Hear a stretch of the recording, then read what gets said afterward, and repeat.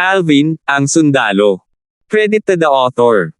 4,369-78. Ang mga pangalan po na nandito ay galing sa mga name generator.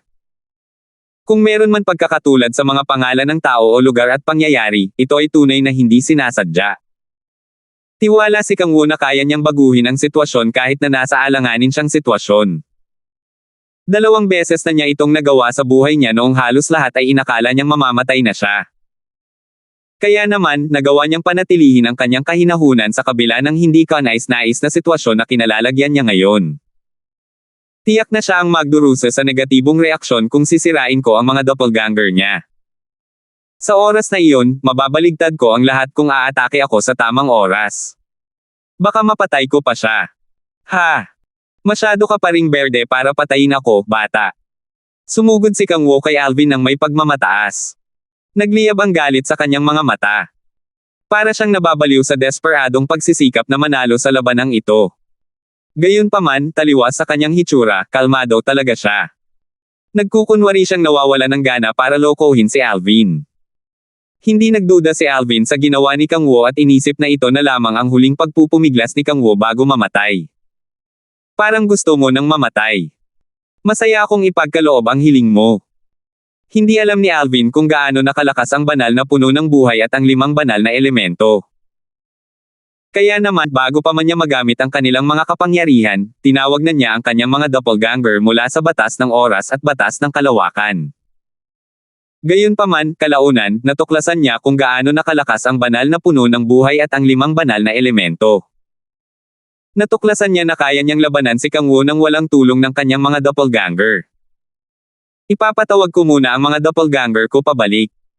Kung hindi, matatagalan pa bago sila gumaling kung sakaling masugitan sila.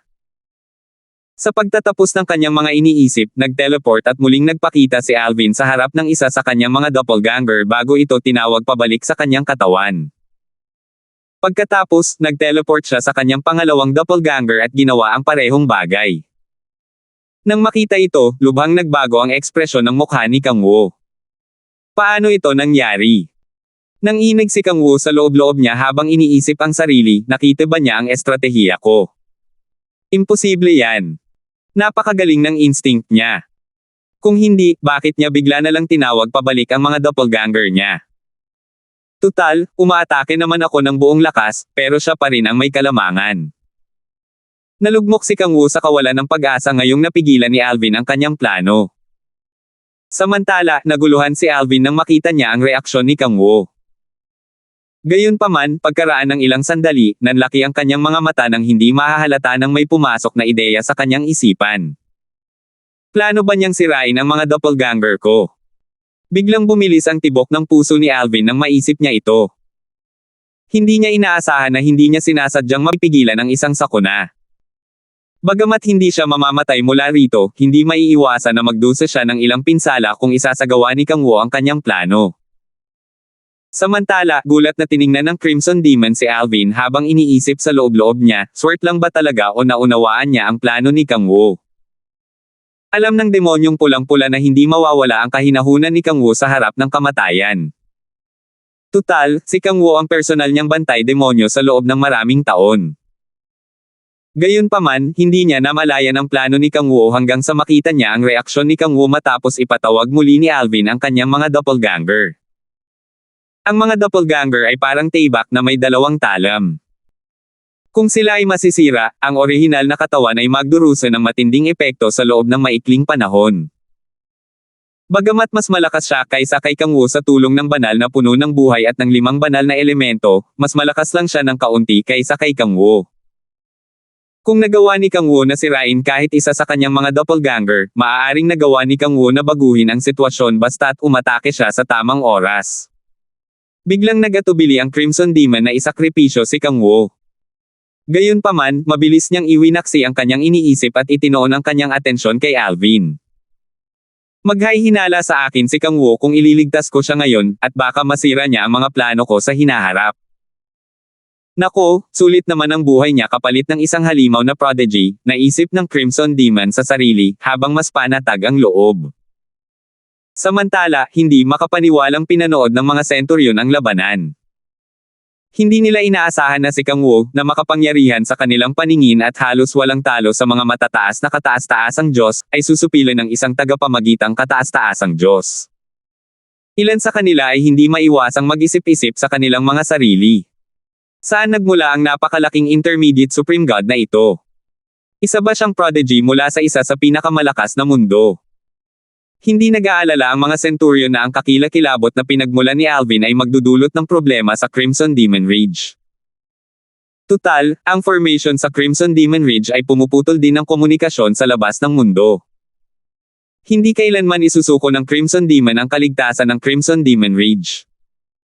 Sa pagkakataong ito, tumingin si Alvin kay Kang Wu at walang pakialam na sinabi, magandang estratehiya. Sa kasamaang palad, pinalampas mo ang iyong pagkakataon. Lalabanan kita nang wala ang aking mga doppelganger. Dati, ginamit ni Alvin ang kanyang batas ng kalawakan nang ipatawag niya pabalik ang kanyang mga doppelganger. Ngayon, pinalitan niya ang kanyang batas ng kalawakan ng batas ng oras bago siya muling sumalakay. Sumugod siya kay Kang Wu dala ang 7 butas na mahusay na espada sa kanyang kamay. Dali-daling hinarang ni Kang Wu ang atake ni Alvin. Sa sandaling ito, matapos mabaigo ni Alvin ang kanyang plano, ang kanyang sigla sa pakikipaglaban ay nabawasan ng kalahati. Dahil sa panghihina ng loob, hindi niya na makayanan ang higit sa 10 suntok mula kay Alvin at kalaunan ay napatay ni Alvin. Kasabay noon, isang napakataas na kataas-taasang Diyos na nakaunawa sa batas ng kulog hanggang sa perpektong anyo ay namatay. Nang bumagsak si Kang Wu sa lupa, kumidlat sa kalangitan sa itaas ng Crimson Demon Ridge at dumagundong ang kulog sa kalangitan. Kasabay nito, isang malaking figure ang lumitaw sa kalangitan bago gumuho rin.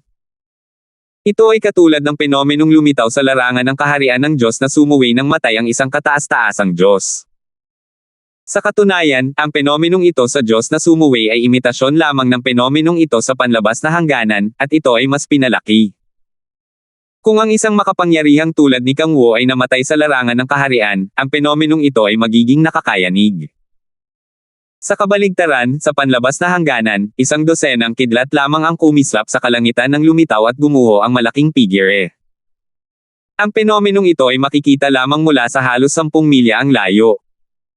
Patay na si Ginoong Kang.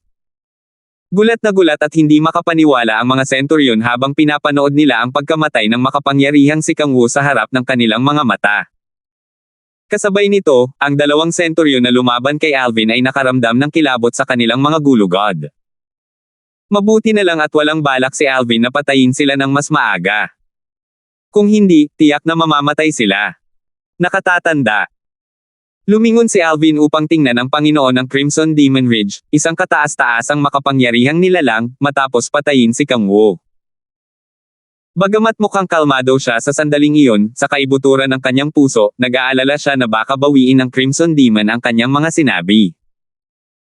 Kung babalikan ng Crimson Demon ang kanyang mga sinabi, lahat ng nagawa niya hanggang ngayon ay magiging walang kabuluhan. 4,370. Matagal na panahon na mula nang makaramdam si Alvin ng kawalan ng kapangyarihan. Matapos maging isang intermediate supreme god at patatagin ang kanyang cultivation base, gaano man kalakas ang isang advanced supreme god, tiwala siyang makakatakas siya kahit na hindi siya kayang tapatan ng kabilang partido.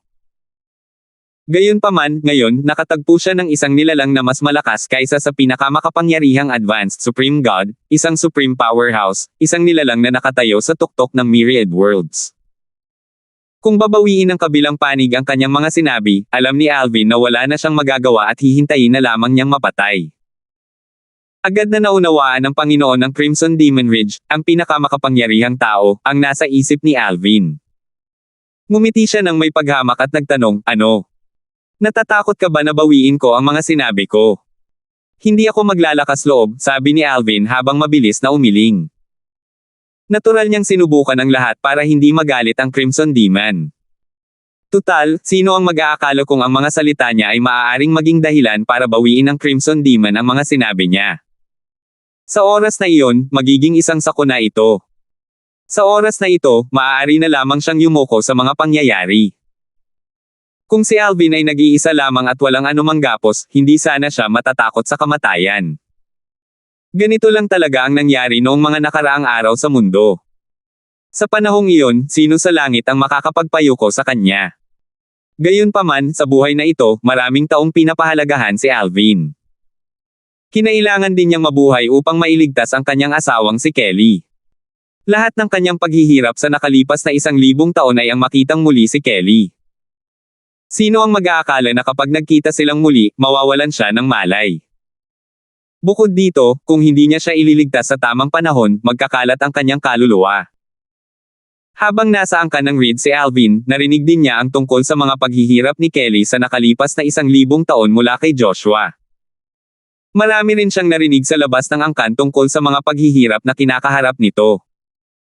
Natural niyang naunawaan na ang lahat ng paghihirap nito ay para sa kanilang kinabukasan. Samantala, matapos makitang yumuko si Alvin, ang mga sulok ng labi ng Crimson Demon ay kumarba at naging isang masayang ngiti. Paano kung isa siyang halimaw na prodigy? Sa harap ko pa, kailangan niyang yumuko. Walang pakialam na sinabi ng Crimson Demon, huwag kang mag-alala. Dahil nangako na ako, natural lang na hindi ko nababawiin yun. Hindi kita pananatilihin sa Crimson Demon Ridge at hindi rin kita gagawing isa sa mga puppet ko. Maaari ka nang umalis. Habang nagsasalita ang Crimson Demon, ang formation, na dati inactivate ni Kang Wu, ay naglaho, na nagpapakita ng isang landas. Nang makita ito, nakahinga ng maluwag si Alvin. Pagkatapos, nang walang inaksayang sandali, ikinuyom ni Alvin ang kanyang mga kamao sa Crimson Demon at nagpasalamat dito bago mabilis niyang ginamit ang double teleportation profundity. Hindi na siya nang ahas na magtagal pa. Kahit na matapos umalis sa Crimson Demon Ridge, hindi nakaramdam ng seguridad si Alvin. Nagpatuloy siya sa pag-teleport, hindi nang ahas na huminto. Tutal, kung magbabago ang isip ng kabilang panig, maaari pa rin siyang maabyutin ng kabilang panig. Ang pinakamahalaga ngayon ay ang makatakas siya hanggat maaari upang mahirapan ang kabilang panig na maabyutin siya. Sa Crimson Demon Ridge. Nagpalitan ng tingin ang mga Centurion ng hindi makapaniwala at pagkalito matapos silang makitang pinakawala ng Crimson Demon si Alvin. Inisip nila kung kailan siya naging ganito kabait. Asikasuhin mo na ang bagay na ito bago ka umalis, sabi ng Crimson Demon habang walang pakialam na sumusulyap sa iilang Centurion. Pagkatapos, nang walang imak, nawala siya sa ere. Opo, Panginoong Demonyong pulang-pula. Namuo ang takot sa mga mukha ng mga Centurion nang tumugon sila sa demonyong pulang-pula. Pagkaalis nito, lumingon sila sa lugar na winasak ng digmaan. Nang mapunta ang kanilang mga mata sa bangkay ni Kang Wu, naging malungkot ang kanilang mga ekspresyon. Si Kang Wu, ang personal na bantay ng demonyong Crimson Demon, ay namatay ng ganoon lang. Bukod dito, ang kanyang pagkamatay ay pinaplano mismo ng Crimson Demon. Si Kang Wu ay isang taong hinahangaan ng mga Centurion. Gayunpaman, ang taong iyon sa paningin ng Crimson Demon ay isang madaling palitang piyesa ng chess. Naiisip lamang nila kung ano ang kanilang posisyon sa paningin ng Crimson Demon. Sila ay mga walang kwentang piyon lamang. Sayang, wala silang magagawa. Tutal, sila ay mga puppet ng Crimson Demon. Habang nililinis ang mga labi, isa sa mga Centurion ang nagtanong sa pamamagitan ng voice transmission, ano sa tingin mo? Talaga bang napakabait ni Lord Crimson Demon para hayaang umalis ang prodigy na iyon? Sa tingin ko ay napaka-imposible niyan. Malamang ay may plano si Lord Crimson Demon. Sabi ng isa pang Centurion, simula ilang taon na ang nakalilipas, naghahanap na ng mga prodigy si Lord Crimson Demon. Napakaraming prodigy ang naibalik niya. Sa huli, hindi na namin sila nakita muli. Sino ang nakakaalam kung ano ang nangyari sa kanila? Natatakot ako na si Lord Crimson Demon lang ang may sagot sa tanong na iyan. Mukhang ayaw talagang palayain ni Lord Crimson Demon ang prodigy na iyon. Kaya sinasabi mong babawiin ni Lord Crimson Demon ang kanyang pangako. Hindi ako sigurado. Tutal, hindi naman binawi ni Lord Crimson Demon ang mga sinabi niya. Pinakawalan niya ang prodigy na iyon at hindi niya ito ginawang puppet. Ang gagawin ng Panginoon pagkatapos noon ay walang kinalaman sa kanyang pangako. Samantala, si Alvin, na nakatakas na malayo sa Crimson Demon Ridge ngunit hindi pa rin nagpapakita ng senyales ng paghinto, ay biglang nakakita ng isang figure na lumitaw sa harap niya. Malaki ang ipinagbago ng kanyang ekspresyon. Ang taong humaharang sa kanyang daan ay walang iba kundi ang Crimson Demon, ang Panginoon ng Crimson Demon Ridge. Isang kataas-taasang makapangyarihang nilalang na napakalakas kaya agad niyang napatay ang diwa ng pakikipaglaban ni Alvin. Hindi lumingon si Alvin para tumakas.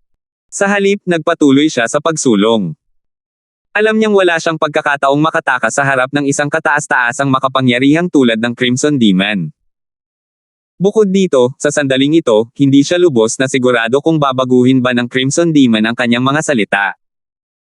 Kung tutuusin, kung balak ng Crimson Demon na sirain ang kanyang pangako, maaaring nagawa ito ng Crimson Demon sa Crimson Demon Rage. Sa palagay ni Alvin, walang dahilan para magpasikat ang Crimson Demon sa harap ng kanyang mga puppet.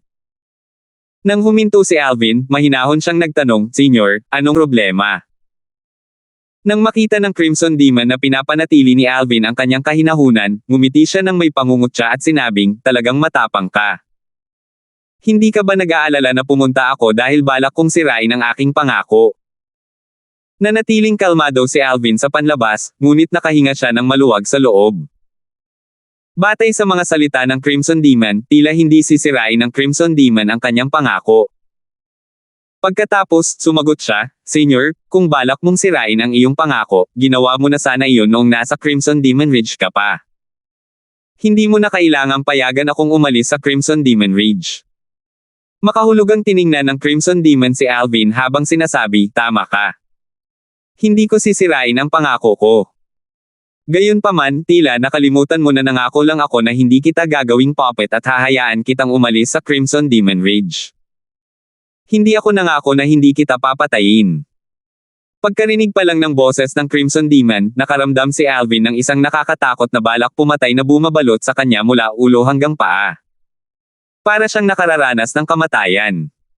4,371. Nang marinig ang mga salita ng Crimson Demon, biglang bumilis ang tibok ng puso ni Alvin. Gayunpaman, mabilis siyang nakabawi. Ito ay dahil alam niyang papatayin siya ng Crimson Demon ng mas maaga kung talagang gusto siyang patayin ng Crimson Demon. Kasabay nito, bumaantong hininga si Alvin sa loob-loob niya. Natural niyang napansin ang butas sa mga salita ng Crimson Demon kanina, ngunit hindi siya naglakas loob na magsalita. Sa huli, huminga siya ng malalim bago niya itinaas ang kanyang ulo upang tingnan ang Crimson Demon at seryosong sinabi, "Senyor, maaari mo akong patayin kanina pagkalabas ko pa lang ng Crimson Demon Rage. Maaari ko bang itanong kung ano ang kailangan mo sa akin? Gagawin ko ang aking makakaya upang makipagtulungan hanggat kaya ko." Ngumiti ang Crimson Demon. "Napakatapang mo. Tama ka. Wala akong balak na patayin ka. Dapat kong sabihin na ang pagpatay sa iyo ay hindi ako makikinabang. Nandito ako para sa ibang bagay. Makakaasa ka. Hindi kita pipilitin na manatili sa Crimson Demon Ridge at gagawin kitang puppet ko." Patuloy na tiningnan ni Alvin ang Crimson Demon kahit na mabilis ang tibok ng kanyang puso. "May dapat sigurong gawin, di ba, Senyor?" Tanong ni Alvin. Natural lang na alam niyang hindi lang siya nilapitan ng Crimson Demon para sabihin ang mga bagay na ito. "Tama," sabi ng demonyong pulang-pula habang tumatango, "gusto kitang ipadala sa isang lugar. Kung makakaligtas ka, maaari mong ituring itong isang hindi inaasahang engkwentro. Maaari mo akong tanggihan, ngunit ang kahihinatnan ay kamatayan." Nagbago ang ekspresyon ni Alvin nang marinig ang mga salita ng Crimson Demon. Natural niyang alam na may dahilan ang Crimson Demon sa paggawa nito. Huminga siya ng malalim bago nagtanong, "Senyor, maaari ko bang malaman kung saang lugar ninyo ako balak ipadala? Anong klaseng hindi inaasahang engkwentro ang naroon?" "Malalaman mo rin yan kapag nandoon ka na," walang pag-aalinlangang sabi ng Crimson Demon, "isa itong malayang kaharian sa labas ng outer boundary. Huwag mo nang isipin ang pagtakas kapag nandoon ka na. Kung mahuli kita na sinusubukang basagin ang spatial barrier doon para makatakas, hindi ako magdadalawang isip na patayin ka agad. Nagtitiwala ako na ang isang matalinong taong tulad mo ay hindi gagawa ng mga ganoong panganib, di ba?" Nagdilim ang ekspresyon ni Alvin nang marinig niya ang mga salita ng Crimson Demon. "Sabihin mo sa akin. Ano ang desisyon mo? Kailangan mong pumili sa pagitan ng kamatayan at pagpunta sa malayang kaharian na iyon," sabi ng demonyong pulang-pula. "Pupunta ako sa malayang kaharian," walang pag-aalinlangang sagot ni Alvin. Ngumisi ang demonyong pulang-pula.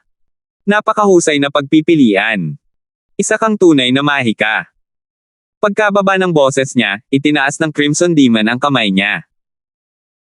Naramdaman ni Alvin ang pagyanig ng kawalan bago siya natabunan ng isang enerhiya na pumihil sa kanya sa paggamit ng kanyang banal na enerhiya na nagparamdam sa kanya ng kawalan ng kakayahan. Ang kapangyarihan ng isang Supreme Powerhouse ay higit pa sa kanyang inaasahan. Naisip niya sa sarili, ang Crimson Demon ay maaaring hindi isang ordinaryong Supreme Powerhouse. Ito ang huling naisip ni Alvin bago siya nawala ng malay. Samantala, tiningnan ng Crimson Demon ang walang malay na si Alvin na nakabitin sa ere dahil sa kanyang enerhiya at may nagniningning na mga mata. Bumulong siya sa sarili, sana ay makaligtas ang batang ito sa aking plano sa paglilinang.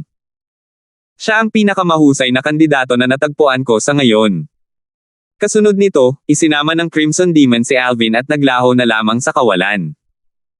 Maya-maya, dumating ang Crimson Demon sa isang liblib na lambak malapit sa Crimson Demon Ridge. Iwinagayway niya ang kanyang hangin, at isang luhang espasyo ang lumitaw sa kawalan. Ngayon, umalis ka na. Marahil, ikaw na ang huling pag-asa ko, bulong na Crimson Demon habang pinapasok niya ang walang malay na si Alvin sa kalawakan, bagamat maraming taon na ang lumipas, ayaw ko na lang maghintay at mamatay. Pagkatapos niyang magsalita, bahagyang nanginig ang katawan ng Crimson Demon. Hinawakan niya ang kanyang dibdib at umubo ng 2 subo ng dugo. Mabilis na nawala ang dugo gamit ang kanyang divine energy. Kung nasaksihan ito ni Alvin, masasabi niya na ang Supreme Powerhouse ay malubhang nasugatan sa loob. Sa ilalim ng normal na mga pangyayari, ang antas ng pinsalang ito ay kailangang idulot ng isang Supreme Powerhouse na mas malakas kaysa sa Crimson Demon o ng ilang Supreme Powerhouse na kapantay ng Crimson Demon. May posibilidad din na ang pinsala ay sanhi ng ibang dahilan. Marahil, ang Crimson Demon ay nasugatan sa isang lubhang mapanganib na lugar sa labas ng outer boundary, o marahil, ang Crimson Demon ay nasugatan ng time heavenly tribulation na nangyayari minsan bawat 10,000 taon. Ito ay katulad ng heavenly tribulation na kailangang pagdaanan ng mga cultivator sa ilalim ng kaharian ng Supreme Powerhouses minsan bawat 1,000 taon. Kahit ang mga Supreme Powerhouse ay hindi maiiwasan ang heavenly tribulation. Hindi na kailangang sabihin, katulad ng heavenly tribulation, ang time heavenly tribulation ay lalo lamang lalakas.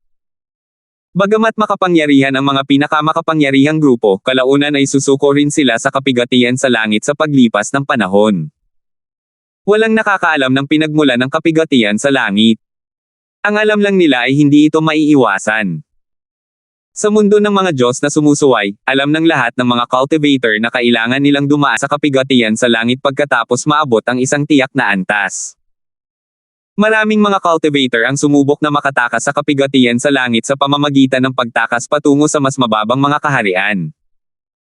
Gayunpaman, natuklasan nilang lahat na ito ay walang saysay. Hindi nila maiiwasan ang kapigatian sa langit. Bukod dito, ang lakas ng mga katutubo ng mga kaharian ng mga Diyos ay pipigilan sa mas mababang mga kaharian, na magpapababa sa kanilang pagkakataong makaligtas sa kapigatian sa langit. Dahil dito, tumigil sila sa pagtangkang tumakas patungo sa mas mababang mga kaharian. Nang magkamalay si Alvin, natagpuan niya ang kanyang sarili sa isang liblib na kabundukan. Napakatahimik nito, at walang anumang senyales ng buhay. Bahagyang natisod si Alvin matapos tumayo. Nasaan ako? Ang enerhiya ng espiritu ng langit at lupa dito ay mas mayaman kaysa sa outer boundary. Ayon sa Crimson Demon, ito ay isang malayang kaharian sa labas ng outer boundary at may mga hindi inaasahang engkwentro dito. Walang duda na mapanganib ang lugar na ito. Kailangan kong matuto ng higit pa tungkol sa lugar na ito bago maghanap ng mga hindi inaasahang engkwentro. Tiyak na may hadlang sa kung saan. Imposibleng wala siyang nakatagong motibo sa pagpapadala sa akin dito. Bagamat maaaring makinabang ako sa lugar na ito, walang duda na makikinabang din ito sa kanya. Plano ba niya akong gamitin para makakuha ng kayamanan dito? Marahil, hindi maaaring makapasok ang mga Supreme Powerhouse sa lugar na ito. Bueno, hanggat kaya kung pangalagaan ang aking buhay, maaari niyang makuha ang anumang gusto niya. Wala akong iyong pagpipilian kundi ang maging tagapag-utos niya dahil wala akong kapantay sa kanya. Ganito ang mundo. Ito ba ang karma? Pagbalik sa Realm Battlefield, lahat ay walang pagpipilian kundi sundin ang aking mga utos dahil wala silang kapantay sa akin. Tiyak si Alvin na may gusto ang Crimson Demon mula sa lugar na ito. Wala siyang pakialam doon. Ang mahalaga sa kanya ay ang kanyang buhay. Sana tumigil na ang pang-iistorbo sa akin ng Crimson Demon kapag nakuha na niya ang gusto niya. Sana palayain na niya ako. Nanatiling maganda ang loob ni Alvin kahit medyo hindi siya mapakali. Lumipad siya sa himpapawid at pinagmasdan ang kanyang paligid bago siya naglakad-lakad ng walang patutunguhan, naghahanap ng mga palatandaan ng mga aktibidad ng tao. Gayunpaman, sa paglipas ng panahon, wala pa rin siyang nakitang anumang palatandaan ng buhay matapos maglakbay ng 10,000 milya. Wala man lang siyang nakitang kahit isang halaman sa mapanglo na malayang kaharian na ito. 4,372. Anong klaseng lugar ba ito? Nagsimulang gumapang ang takot matapos mabigang makahanap si Alvin ng anumang senyales ng buhay sa hindi kilalang malayang kaharian na ito matapos ang ilang panahon ng paggala. Hindi na ba matitirhan ang lugar na ito? Pero, ano pa ang saysay ng pagpapadala niya sa akin dito kung wala naman talagang tao rito? Hindi inisip ni Alvin na ipapadala siya rito ng Crimson Demon ng walang dahilan. Imposibleng sayangin ng Crimson Demon ang kanyang oras at lakas sa pagpapadala sa kanya rito para lamang sa libangan. Hahanapin ko ang katapusan ng malayang kaharian na ito. Matapos makapagdesisyon, nagpatuloy muli si Alvin sa paggalaw.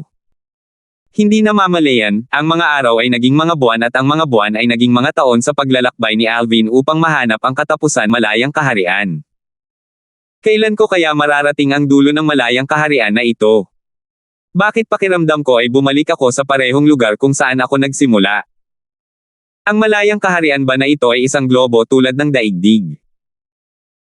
Sa isang kisap mata lamang, 6 na taon na ang lumipas mula nang dumating si Alvin sa malayang kaharian na ito. Sa panahong ito, hindi pa rin siya nagpapakita ng anumang senyales ng buhay.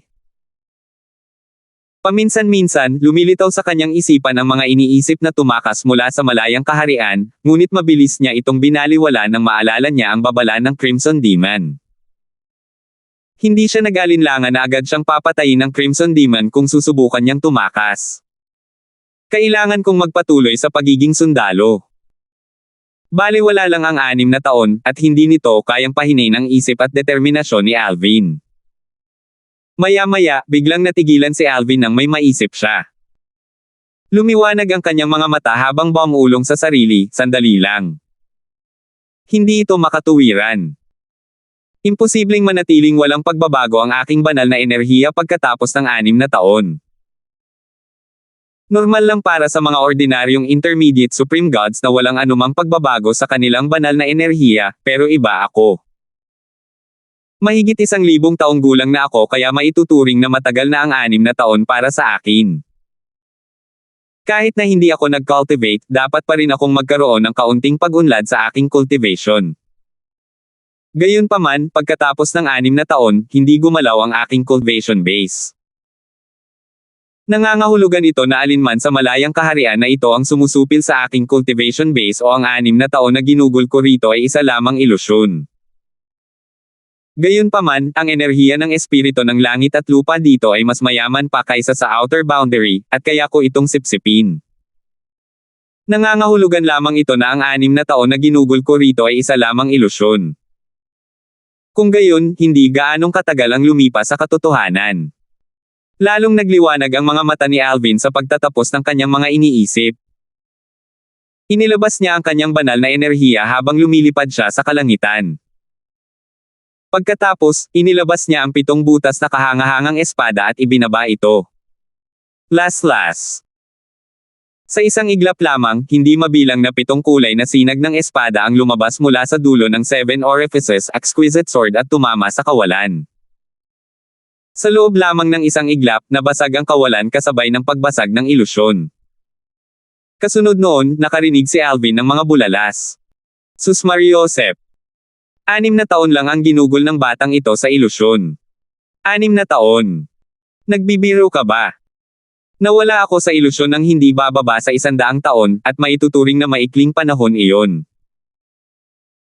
Bago niya sinira ang record, ang pinakamaikling panahon na ginugol ng isang tao sa larangan ng ilusyon ay 39 na taon, tama ba? 39 na taon. Ang taong iyon ang unang taong ipinadala rito kaya hindi natin alam kung nagsasabi siya ng totoo. Tama ka. Gayunpaman, talagang malakas siya. Ang taong nasa pangalawang pwesto na gumugol ng 55 taon sa ilusyonaryong kaharian ay hindi pa rin siya matatalo hanggang ngayon. Hindi ba't normal lang sa kanya na maging mas malakas dahil mas matanda na siya? Tutal, sa ating lahat, siya lang ang higit sa 10,000 taong gulang. Matapos basagin ang ilusyon, panandaliang nagdilim ang paningin ni Alvin. Nang bumalik siya sa kanyang katinoan, natuklasan niya ang kanyang sarili na lumulutang sa ere at nababalutan ng isang kumikinang na bilog na harang. Nakita niya ang isang bundok sa di kalayuan. May isang platapormang bato sa tuktok ng bundok, at isang grupo ng mga lalaki ang nagtitipon sa platapormang bato. Pagkatapos ng mabilis na pagtingin, natuklasan niya na ang mga lalaki ay napakabata pa batay sa mga pamantayan ng Myriad Worlds. Wala pa silang 10,000 taong gulang. Biglang naglaho ang bilog na harang sa paligid ni Alvin, at nagsimula siyang bumagsak sa lupa. Mabilis siyang tumugon at dali-daling ginamit ang kanyang banal na enerhiya upang masira ang pagkahulog. Kasabay nito, naramdaman niya ang iba't ibang enerhiya na tumatakbo patungo sa kanya mula sa platapormang bato. Ang mga ito ay ang banal na kamalayan ng ilang kalalakihan sa platapormang bato. Mga mataas na kataas-taasang Diyos, at ilang mga nasa pagitang kataas-taasang Diyos, naisip ni Alvin sa sarili matapos maramdaman ang mga enerhiya. Natuklasan din niya na ang mga nasa pagitang kataas-taasang Diyos ay nakapagpatatag na ng kanilang mga cultivation base tulad niya. Nasaan ako? Naguluhan si Alvin. Lahat ng bagay sa malayang kaharian ay wala sa kanyang inaasahan. Isa na rin ba itong ilusyon? Hindi nagaksaya ng oras si Alvin. Lumipad siya ng mataas sa kalangitan at iniunat ang kanyang banal na kamalayan habang muling ginagamit ang 7 butas na kahangahangang espada. Swoosh! Swoosh! Swoosh! Kumalat ang mga sinag ng espada sa lahat ng direksyon habang sinusubukan ni Alvin na basagin ang inaakala niyang isa na namang ilusyon. Gayunpaman, sa pagkakataong ito, walang nangyari. Kasabay nito, natawa ang ilang lalaki nang makita ito. Katulad niya rin ako noon. Akala ko isa rin itong ilusyon. Matagal na rin simula nang magkaroon tayo ng baguhan sa lugar na ito. Kasing tanga ko rin siya noon. Nakaka-nostalgia talaga. Nakakagulat na napakalalim ng kanyang pag-unawa sa batas ng kalawakan kahit isa lamang siyang intermediate supreme god. Malapit na ito sa perpektong anyo. May nakaramdam na ba ng edad niya? Parang mas bata pa siya sa ating lahat. Para maging eksakto, wala pa nga siyang 2,000 taong gulang. Hindi pa nga 2,000 taong gulang. Sigurado ka ba? Samantala, nagulat at nalito si Alvin nang marinig niya ang usapan ng mga lalaki. Kung hindi lang siya nasa ibang ilusyon, pinapaante rin ba sila rito tulad niya? Matapos huminga ng malalim, ikinuyom ni Alvin ang kanyang mga kamao sa grupo ng mga lalaki at nagtanong, "Mga Ginoo, maaari ko bang itanong kung sino ang nagpadala sa inyo sa lugar na ito?" Kasunod nito, isang malungkot na binata na nakasuot ng itim na roba ang sumagot, "Sino pa kaya iyon?" Banihag tayo ng Crimson Demon iyon mula sa Crimson Demon Ridge. 4,373. Kapatid, nabihag ka rin ng Crimson Demon, hindi ba? Ibig sabihin nito ay maganda ang iyong likas na talento at isa kang mahika. Nakangiting sabi ng isa sa mga lalaki kay Alvin. Hindi ka guguluhin ng Crimson Demon kung hindi ka isang prodigy. Sayang. Kahit ang mga prodigy ay walang magagawa rito. Nasa iisang sitwasyon tayo. Kinilala ako bilang isa sa 3 pinakamalakas na batang prodigy na wala pang 10,000 taong gulang sa aking mundo, at nagmula ako sa isa sa pinakamalakas na second tier na mundo. Dumating ka sa maling oras. Paulit-ulit na tayong tina-target ng Crimson Demon nitong mga nakaraang panahon. Kung hindi ako nagkakamali, malamang malapit na matapos ang kanyang oras. Pagkatapos, sinabi ng isa sa mga lalaki sa isa pang lalaki, bukod sa napili, sa palagay mo ba ay palalayain niya ang iba? Sa tingin ko hindi. Bueno, May isang paraan para mapanatili ang iyong buhay, at iyon ay ang maging puppet niya. Nabigla si Alvin nang marinig niya ang mga lalaking nagsabing sila ay mga mahuhusay na prodigy na wala pang 10,000 taong gulang at lahat sila ay nabihag ng Crimson Demon. Ano nga ba ang eksaktong gusto ng Crimson Demon? Ipinadala ba niya talaga ako rito para humanap ng isang hindi inaasahang pagkakataon para sa kanya? Sinimulan ni Alvin na questionin ang sarili niyang mga haka-haka tungkol sa mga motibo ng Crimson Demon matapos makinig sa mga lalaking nakulong dito. Bahagya niyang ikinuyom ang kanyang mga kamao sa mga lalaki bago nagtanong, "Mga Ginoo, alam ba ninyo kung bakit tayo ipinadala rito ng Crimson Demon?" Base sa usapan ng mga lalaki, tila nalaman na nila ang tunay na motibo ng Crimson Demon. Sa kasamaang palad, karamihan sa kanila ay hindi pinansin ang tanong ni Alvin at bumaantong hininga, at naglakad palayo. Isa lang siyang malas na tao. Malas nating lahat na nakulong dito. Gayunpaman, may ilang lalaki na nanatili at tumingin kay Alvin nang may pagtataka. Karamihan sa mga prodigy na nabihag ng Crimson Demon ay mga advanced Supreme Gods. Ang ilang intermediate Supreme Gods ay kapantay ng mga ordinaryong advanced Supreme Gods. Ang pinakabata sa kanila ay wala pang 5,000 taong gulang kaya nagulat sila nang matuklasan nila na si Alvin ay maaaring wala pa sa 2,000 taong gulang. Tulad ng maraming bagay, ang paglilinang ay mahirap sa simula. Kahit na ang isang tao ay naging isang intermediate Supreme God o isang advanced Supreme God bago umabot sa 5,000 taong gulang, hindi ito nangangahulugan na maaari siyang makapasok sa kaharian ng mga Supreme God bago ang edad na 2,000 taong gulang. Maya-maya, isang mukhang ordinaryong binata na nakasuot ng berdeng mahabang roba ang humakbang paarap. Tiningnan niya si Alvin na nakalutang pa rin sa ere at sinabing, "Nasa kasalukuyan tayo sa maliit na mundo ng Crimson Demon." Hindi niya ibinunyag sa atin ang kanyang plano, ngunit maraming tao ang nag-aakalang naghahanap siya ng bagong katawan. Isang bagong katawan. Nanlaki ang mga mata ni Alvin sa gulat. Sinasabi mo bang plano niyang angkinan ang isa sa mga katawan natin? Tumango ang binata. Tama. Kahit ang mga Supreme Powerhouse ay kailangang dumaan sa Heavenly Tribulation minsan kada 10,000 taon. Alam ng ilan sa ating mga ninuno na mga Supreme Powerhouse ang tungkol sa Crimson Demon. Ayon sa kanila, ang Crimson Demon ay isang pangkaraniwang Supreme Powerhouse lamang, at matanda na siya ngayon. Posible na malubhang nasugatan siya noong huling Heavenly Tribulation niya. Kaya naman, hindi nakakagulat na handa siyang gawin ang lahat para pahabain ang kanyang buhay. Bahagyang kumunat ang noo ni Alvin. Base sa aking kaalaman, kahit na magkaroon siya ng bagong katawan, ang kanyang kaluluwa ay mananatili pa rin. Sa ilalim ng ganitong mga pangyayari, kailangan pa rin niyang dumaan sa Heavenly Tribulation. Bukod dito, habang mas malakas ang kanyang kaluluwa, mas mahihirapan siyang umangkop sa isang bagong katawan. Aabutin ng hindi bababa sa ilang libo hanggang 10,000 taon para umangkop ang isang Supreme Powerhouse sa isang bagong katawan, tama ba? May mga pangunahing kaalaman naman si Alvin. Bukod pa rito, hindi naman pangkaraniwan para sa mga cultivator sa ilalim ng kaharian ng mga Supreme Powerhouse ang magkaroon ng katawan ng ibang tao. Kahit na matapos magkaroon ng katawan, hindi pa rin maiiwasan ng mga taong iyon ang Heavenly Tribulation na nangyayari kada 10,000 taon. Kaya naman, hindi nakakagulat kung ang mga Supreme Powerhouse ay may kakayahang maiwasan ang Heavenly Tribulation at mabuhay magpakailanman. Hindi naman mahirap para sa mga Supreme Powerhouse na magkaroon ng bagong katawan.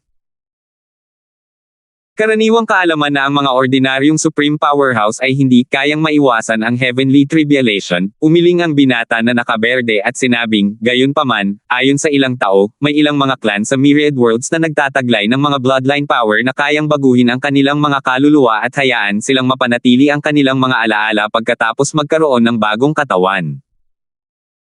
Nagbago ang ekspresyon ni Alvin nang marinig niya ang mga salita ng binata na nakaberde. Ang mga angka na ito ay magiging walang talo kung ang lahat ng kanilang mga Supreme Powerhouse ay mabubuhay magpakailanman. Tutal, kung ang mga Supreme Powerhouse na iyon ay mabubuhay magpakailanman, lalo lamang silang lalakas sa paglipas ng panahon. Patuloy na sinabi ng binata na nakaberde, gayunpaman, sa kabila ng mga kapangyarihan ng lahing iyon na lumalaban sa langit, isa lamang ang kanilang pagkakataon. Bukod doon, ang proseso ay lubhang mapanganib, at ang mga kinakailangan para sa bagong katawan ay napakataas din. Sa pangkalahatan, mas bata at mas malakas ang katawan, mas magiging mahusay ito. Halimbawa, kung ang isang Supreme Powerhouse ay kailangang pumili sa pagitan ng isang Intermediate Supreme God na wala pang 2,000 taong gulang o isang Rudimentary Supreme God na 1,000 taong gulang, mas mataas ang kanyang rate ng tagumpay kung pipiliin niya ang huli. Pagkatapos ng isang pahinga, tumingin ang binata na nakaberde kay Alvin at nag-aalangan na nagtanong, talaga bang wala ka pang 2,000 taong gulang? Naramdaman ng binata na nakaberde sa pamamagitan ng kanyang banal na kamalayan na napakabata pa ni Alvin, ngunit hindi niya maramdaman ang eksaktong edad ni Alvin. Nang tumanggaw si Alvin bilang tugon sa kanyang tanong, nanlaki ang kanyang mga mata sa gulat bago niya sinabi, kung ganoon nga, natatakot ako na ikaw na ngayon ang target ng Crimson Demon kung siya talaga ay mula sa isang angkan na nagtataglay ng mga kapangyarihang bloodline na sumusuway sa langit. Hindi kami 100% sigurado, ngunit karamihan sa amin ay naniniwala na mayroon talaga siyang ganitong kapangyarihang bloodline. Kung hindi, walang saysay para sa kanya na panatilihin kami rito at patayin ang ilan sa amin paminsan-minsan. Walang saysay para sa kanya na dumaan sa napakaraming paghihirap para lamang mahuli kami. Tutal, mapapahamak ang Crimson Demon kung malalaman ito ng aming mga ninuno. Labis na naliwanagan si Alvin matapos makinig sa binata na nakasuot ng berde. Sumangayon siya sa binata na nakasuot ng berde. Malamang na siya ngayon ay tina-target ng Crimson Demon at balak ng Crimson Demon na angkinan ang kanyang katawan. Malamang na ipinadala siya rito ng Crimson Demon upang subukan ang kanyang mga kakayahan. Kung tama sila na kailangan ng Crimson Demon ng bata at malakas na pangangatawan para matugunan ang matataas na kinakailangan, pwede niya sana akong ipatawag pabalik ngayon. Bakit niya pa rin ako itinatago sa kanyang maliit na mundo? Pagkaraan ng ilang sandali, napagpasyahan ni Alvin na itinatago ng Crimson Demon ang lahat ng mga prodigy dito upang makapaglaban sila para mabuhay. Pagkatapos, ang huling natitira ay sasakupin ng Crimson Demon. Nagkamali ako. Nagsinungaling ang Crimson Demon tungkol sa hindi inaasahang engkwentro, buntong hininga ni Alvin matapos mapagtanto ang mapanganib na sitwasyon na kanyang kinalalagyan. Kahit na makaligtas siya at hindi maangkin ng Crimson Demon ang kanyang katawan, ang sarili niyang kaluluwa ay tiyak na masasaktan. Hindi ko inaasahan na mapapahamak ako ng ganito kat hindi pagkatapos kong makarating sa outer boundary. Bakit ko pa kailangang gumala papunta sa Crimson Demon Ridge pagkatapos kong umalis sa dagat? Lungkot na sabi ni Alvin sa loob-loob niya. Kung ibang ruta lang ang tinahak niya, hindi sana siya na target ng Crimson Demon. Sa sandaling ito, nagtanong ang binata na nakaberde, ang pangalan ko ay Richard Wang. Paano kita dapat tawagin? Alvin, walang pag-aalinlangang sagot ni Alvin matapos niyang makabawi sa kanyang katinoan. Tutal, maganda naman ang impresyon ng binata na nakaberde sa kanya. Kapatid na Darfield, hayaan mong ipakilala kita kay. Nakangiting sabi ni Richard habang lumingon siya para tingnan ang ilang mga mahiwagang nakatayo na naiwan sa likuran. 4,374. Ito si Dundee. Ito si Norwan. Ito si Kelso. Ang mga kahangahangang nilalang na ipinakilala ni Richard kay Alvin ay pawang mga matataas na kataas-taasang Diyos, kasama na si Richard mismo. Medyo bata pa silang lahat at tila pamilyar kay Richard. Mabilis nilang nausundo si Alvin. Lahat sila ay humanga sa kakayahan ni Alvin na maging isang intermediate na kataas-taasang Diyos at patatagin ang kanyang cultivation base bago umabot sa 2,000 taong gulang. Bagamat lahat kami rito ay mga prodigy mula sa myriad worlds, wala sa aming bilis ng paglilinang ang maihahambing sa iyo, sabi ni Norwan. Siya ay isang napakagandang binata na nakasuot ng mahabang abuhing damit, at mayroon siyang mahabang asul na buhok. Ang kanyang buhok ay lumilipad sa hangin na parang maliliit na ahas. Ayon kay Richard, si Norwan ay mula sa Sunbright World, isa sa mga nangungunang mundo ng myriad worlds. Gayunpaman, ang puwersang kinabibilangan niya ay isang pangalawang antas ng puwersa sa Sunbright World. Ito ay katulad ng isang matimbang na puwersang may pinakamataas na ranggo sa God-defying world. Gayunpaman, kahit ang isang pangalawang antas ng puwersa sa Sunbright World ay mayroong pinakamataas na kapangyarihan. Isang puwersang pangalawa na may pinakamataas na makapangyarihang grupo. Sa loob-loob ay nabigla si Alvin nang marinig ang mga salita ni Richard. Pagkatapos, tinanong niya si Norwan, ibig sabihin nito ay ang mga puwersang pangunang grupo sa Sunbright World ay mayroong higit sa isang pinakamataas na makapangyarihang grupo, tama ba? Maliwanag at buong pagmamalaking ngumiti si Norwan bago niya sinabing, syempre. Mayroong hindi bababa sa 3 Supreme Powerhouse sa isang first-tier force. Ang ilan sa kanila ay kabilang pa nga sa pinakamalakas na Supreme Powerhouse. Hindi lang iyon, kundi ang ilang second-tier force ay mayroon pang 2 Supreme Powerhouse. Ang Sunbright World ay isa sa pinakamalakas na mundo sa Myriad Worlds. Hindi nakakagulat na ang mga katutubo ng Sunbright World ay nakakaramdam ng superioridad, lalo na kapag kasama nila ang mga katutubo ng ibang mundo sa outer boundary. Tutal, kakaunti lang ang malalakas na mundo sa Myriad Worlds. Sa sandaling ito, si Dundee, isang binata na nakasuot ng mahabang abuhing damit, ay mapang-asar na nagsabi kay Norwan na paano kung galing ka sa Sunbright World. Sa huli, nabihag ka pa rin ng Crimson Demon, tama ba? Agad na nawala ang ngiti ni Norwan, at natahimik siya nang marinig ang mga salita ni Dundee. Naging malungkot din ang ekspresyon sa mukha ni na Richard at ng iba pang 3 prodigy. Natural na nararamdaman ni Alvin ang mabigat na atmosfera na dulot ng mga salita ni Dundee. Sa wakas, si Kelso, isang kalbong lalaking nasa katanghaliang gulang na nakasuot ng maluwag na itim na roba, ay tumingin kay Dundee at sinabi, halatang hindi nasisiyahan, Dundee, pareho tayo ng sitwasyon. Hindi mo na kailangan ng mga ganyang salita. Hindi ka ba nabihag ka rin ng Crimson Demon? Ngumiti si Dundee at sumagot, Kelso, alam kong nasa iisang sitwasyon tayo. Malamang na mamamatay tayong lahat dito. Tanggap ko na ang aking kapalaran. Gayunpaman, tila lahat kayo ay may pag-asa pa ring mabuhay. Maraming tao ang sumubok na tumakas mula sa lugar na ito noon. Nakalimutan niyo na ba ang nangyari sa kanila? Nawala ang ngiti sa kanyang mukha habang patuloy niyang sinasabi, nang sinubukan nilang basagin ang spatial barrier, nahuli sila ng Crimson Demon at pinahirapan ang kanilang mga kaluluwa sa pinakamalupit na paraan sa harap naming lahat. Lahat sila ay dumanas ng sakit na higit sa aming inaasahan at dahan-daang namatay. Naaalala ko pa rin ng malinaw ang mga imahe na parang kahapon lang nangyari. Pagkatapos magsalita ni Dundee, isang ngiti ng kawalan ng pag-asa ang sumilay sa kanyang mukha. Kaagad na natahimik ang lahat matapos ang mga salitang iyon ni Dundee. Pagkaraan ng ilang sandali, tumalikod na sina Dundee, Kelso, at Norwan at umalis, naiwan sina Richard at Alvin na mag-isa.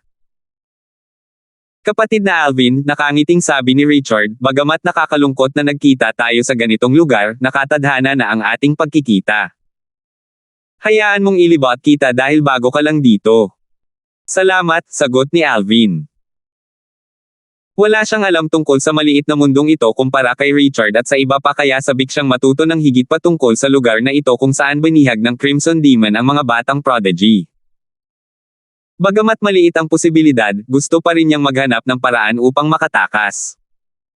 Nararamdaman niya ang kawalan ng pag-asa ni na Richard at ng iba pa, ngunit wala siyang balak na walang gawin at maghintay sa kamatayan. Hindi niya ugali ang sumuko.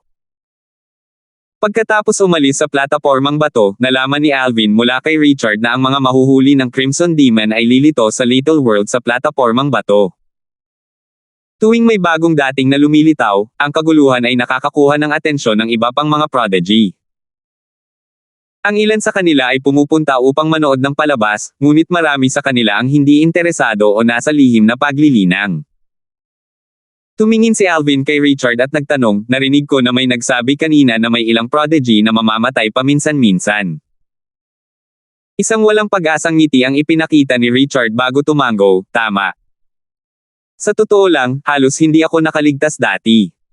Maswerte ako na nakaligtas. Sa anumang kaso, halata naman na hindi ko natutugunan ang pamantayan ng Crimson Demon. Marahil, hindi magtatagal at mamamatay ako sa susunod niyang laro. Laro. Bahagyang kumunat ang noo ni Alvin. Tumango si Richard. Paminsan-minsan, itatapon tayo ng Crimson Demon sa isang mapanganib at lihim na kaharian. Kailangan nating malampasan ang sunod-sunod na hamon sa lihim na kaharian. Kung mamamatay ka roon, iyon na. Noong una akong dumating, may 139 na prodigy. Ngayon, 32 na lang kaming natitira, kasama ka na. Matapos makinig kay Richard, natural na alam ni Alvin na pinupuksan ng Crimson Demon ang mga prodigy sa pamamagitan ng pagpapadala sa kanila sa isang lihim na kaharian sa kanyang maliit na mundo upang subukan ang kanilang lakas, at alisin ang mga mahihina. Bumantong hininga si Richard. Marahil, matatapos lamang ito kapag isa na lang sa atin ang matitira. Kung tama ang haka-haka ng lahat, ang huling nakatayo ay sasakupin ng demonyong pulang-pula. Kung ganoon nga, hindi mahalaga kung mamamatay tayo o mabubuhay. Kahit hindi tayo magpakita, karamihan sa atin ay natanggap na ang katotohanan na hindi tayo makakaalis sa lugar na ito ng buhay. Ang mga salita ni Dundee ay nagpaalala lamang sa atin ng malungkot na katotohanan ng ating sitwasyon. Naririnig ni Alvin ang kawalan ng pag-asa sa boses ni Richard, at nakikiramay siya kay Richard at sa iba pa. Ganito rin sana ang mararamdaman niya kung siya ang nasa sitwasyon nila. Ang pinakamahina sa atin ay ang mga intermediate supreme gods. Kung nandito lang ang mga ordinaryong tao, baka nagpakamatay na sila, sabi ni Richard, kapatid na Alvin, kailangan mong maghanap ng cultivation ground para sa iyong sarili dito. Hamukay ako ng kuweba sa isa sa mga bundok dito. Dahil pare-pareho ang sitwasyon ng lahat, walang hahanap ng gulo sa iyo hanggat hindi mo sila ginagalit.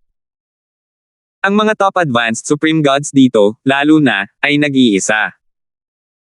Wala silang pakialam sa kahit ano at nakatuon lamang sa paglusob para maging isang supreme powerhouse.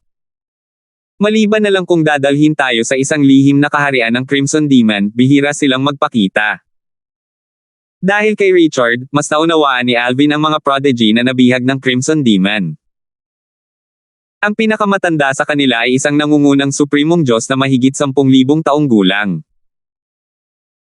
Ang isang napakataas na kataas-taasang Diyos na mahigit 10,000 taong gulang na at malapit ng maging isang kataas-taasang makapangyarihang tao ay magiging isang kilalang tao sa mundong sumusuway sa Diyos. Sa kasamaang palad, ang gayong tao ay nakulong pa rin sa maliit na mundong ito, at nahaharap siya sa banta ng kamatayan araw-araw, naisip ni Alvin sa kanyang sarili kasabay ng isang buntong hininga. Maya-maya, hindi napigilan ni Alvin na magtanong, mga Diyos ba talaga ang mga nagtangkang tumakas sa mga matataas at matataas na kataas-taasang Diyos? Sabi ni Richard ng may ngiti, sa tingin mo ba ay magiging ordinaryo lang sila kung may lakas ng loob silang tumakas mula sa Crimson Demon? Malinaw na lahat sila ay mga nangungunang Diyos na may mataas na antas. Nanginig ang puso ni Alvin nang maramdaman niya ang katotohanan ng pagiging nakakulong sa isang nakakatakot at walang pag-asa na sitwasyon. 4,375. Mas naunawaan ni Alvin ang mga panganib na haharapin niya sa lugar na ito matapos niyang makausap si Richard. Kahit ang mga nangungunang kataas-taasang Diyos ay hindi makatakas sa lugar na ito. Ang mga nangungunang kataas-taasang Diyos na nagtangkang tumakas ay nahuli at pinahirapan hanggang mamatay sa harap ng lahat ng Crimson Demon. Kung ito ang maliit na mundo ng Crimson Demon, malalaman niya ang lahat ng nangyayari rito kahit na wala ang maliit na mundo sa katawan niya. Maliban na lang kung magiging isang supreme powerhouse ako, imposibleng makatakas mula sa lugar na ito. Sa huli, nakahanap si Alvin ng lugar malapit sa cultivation ground ni Richard at ginawa itong kanyang cultivation ground. Habang tinitingnan niya ang pag-address ni Richard, ang kanyang ekspresyon ay malungkot. Sa kanyang lakas at sa tulong ng banal na puno ng buhay at ng 5 banal na elemento, hindi siya mas mahina kaysa sa karaniwang mga matataas na kataas-taasang Diyos. Gayunpaman, wala itong silbi dahil kahit ang mga matataas na kataas-taasang Diyos ay hindi makakatakas mula sa lugar na ito. Hindi maiwasan ni Alvin na mag-isip kung makakatakas ba talaga siya sa lugar na ito. Noong una, medyo umaasa siya, ngunit sa sandaling ito, hindi niya maiwasang mawala ng pag-asa. Pagkatapos makapasok sa kuwebang hinukay niya, inihagis ni Alvin ang isang compass ng Formosayon upang ihiwalay ang kuweba bago siya umupo ng nakakross ang mga paa at binuksan ang kanyang maliit na mundo upang makipag-usap sa world cleansing divine water, ang pinakamaalam sa 5 banal na elemento. Ate Water, may paraan ba para makatakas ako? Ang banal na tubig na naglilinis ng mundo ay dating naninirahan sa banal na puno ng buhay sa kanyang maliit na mundo. Matagal na niyang kasama ang banal na puno ng buhay, at sila ay parang hindi mapaghihiwalay na magkapareha. Ayon sa World Cleansing Divine Water, noong una siyang nanirahan sa Divine Tree of Life bago pa man ito makuha ng isang Supreme Powerhouse. Noong panahong iyon, ang Supreme Powerhouse ay isa pa ring Supreme Powerhouse nang makuha niya ang Divine Tree of Life.